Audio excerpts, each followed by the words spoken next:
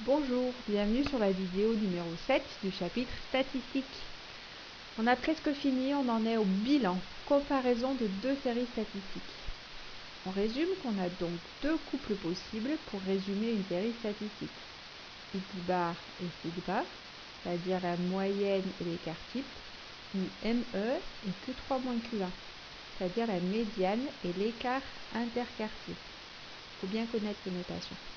Ils permettent de faciliter la comparaison de plusieurs séries.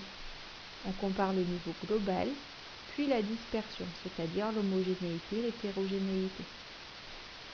Donc on prend un paramètre de position, soit x bar dans le premier couple, soit médiane dans le deuxième, et un paramètre de dispersion, l'écart type et l'écart interquartile. Il y a une petite différence entre les deux. On ne va pas les utiliser dans les mêmes cas, ça dépend un peu des séries qu'on nous donne. Je vous explique. Le couple moyenne-écart type est sensible aux valeurs extrêmes. C'est-à-dire que s'il y a tout le monde qui a à peu près la même note et un élève qui a une très bonne note, et ben il apparaît dans la moyenne, donc il influence la moyenne. Les valeurs extrêmes, c'est les très petites valeurs et les très grandes valeurs.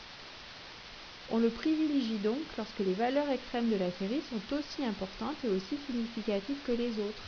Ça vous est peut-être déjà arrivé après des mesures en TP de trouver une valeur aberrante et de dire que vous ne la preniez pas en compte. Ben, c'est un peu la même idée ici. Si jamais on calcule la moyenne, avec cette valeur, on la prend en compte et elle peut fausser les données.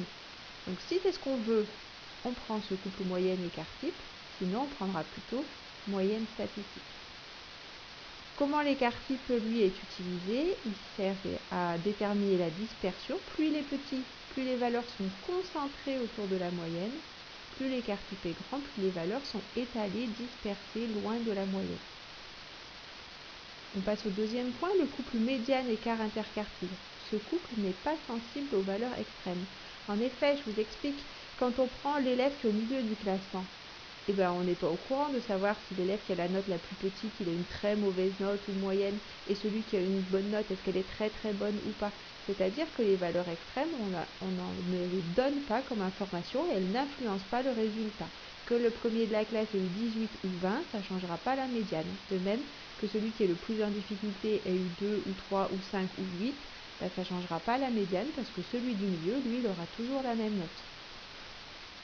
Donc on le privilégie quand on étudie une série dont les valeurs extrêmes sont moins importantes ou moins significatives que les valeurs centrales, c'est-à-dire quand ce qui nous intéresse, c'est les notes du centre. Donc je résume. L'écart type, c'est quand l'écart type et la moyenne, c'est quand on veut tenir compte de tout le monde, même des valeurs extrêmes.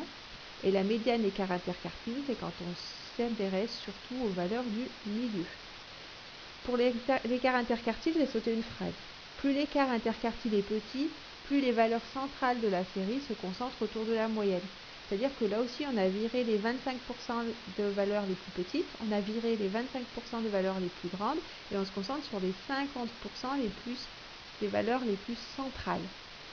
Donc là encore, les valeurs extrêmes ne sont pas prises en compte. Et par contre, plus l'écart interquartile est grand, plus c'est dispersé, plus il est petit, plus c'est resserré, c'est-à-dire qu'on l'utilise comme l'écart type.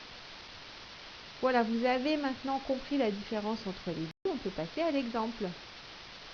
Pour chacune des situations suivantes, dire s'il est préférable de résumer la série statistique par le couple médiane écart interquartile ou par le couple moyenne écart type.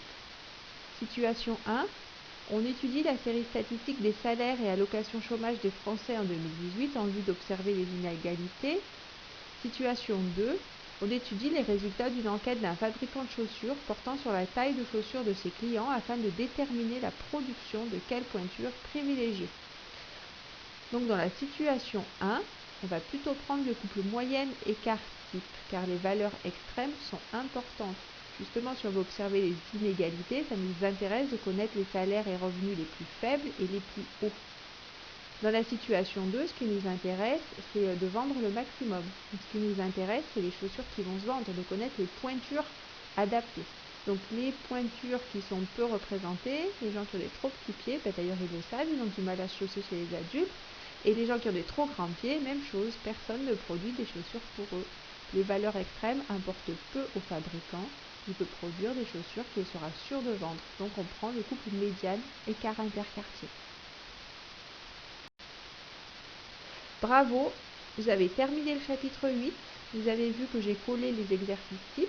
Exercice type 1, comparer deux séries statistiques. Exercice type 2, comparer encore deux séries statistiques. Il va falloir les faire. Je vous mettrai une vidéo pour les corriger. N'oubliez pas aussi le tableau des objectifs avec les exercices corrigés du livre à faire en autonomie. Bonne révision. Cette vidéo est terminée.